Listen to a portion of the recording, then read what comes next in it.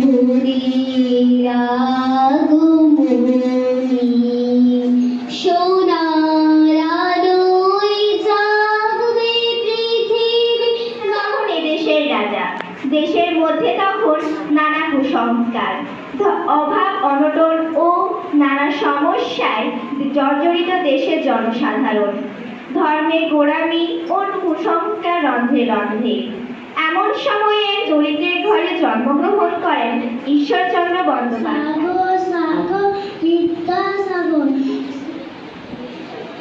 নেই সাগরের শেষ, আজও সবাই তাই খুঁজে পায় তোমার জ্ঞানের সেই শেষান্তে শুভ লগ্নের শারদ প্রাতে জন্মেছিলেন বীর পুরুষ বীরসিংহ গ্রামেতে।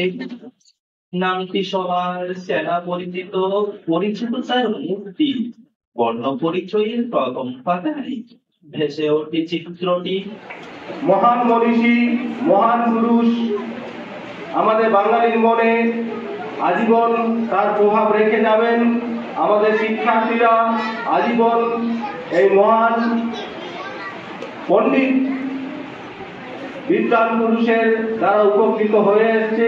তাই আজকের দিনে আমাদের অবশ্যই বলি পিসি মহাপার্বতী শ্রীধর আশ্রয় লয় সুবর্ণ চারণী, সেই জানে কত গুণ ধরে কত মতে গিরি কি সেবা তার শিশুর সদনে দানি বাড়ি নদী।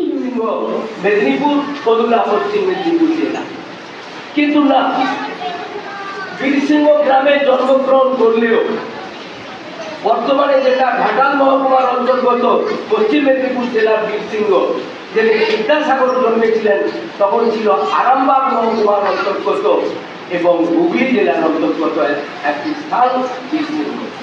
পরবর্তীকালে ইংরেজ শাসকরা যখন ইন্ডিয়ান ম্যাপ তৈরি করে সার্ভে তৈরি করে বেঙ্গলের, তখন কিন্তু পশ্চিম মেদিনীপুর নয় মেদিনীপুর জেলার অন্তর্গত ঘাটাল মহকুমার বীরসিংহ গ্রামকে আনে।